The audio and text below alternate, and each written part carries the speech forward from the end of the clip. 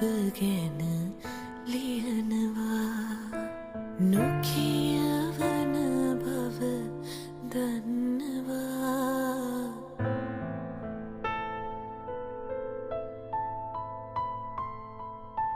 දන්නවද ආදරේ නීතිය රිදුණු තරමට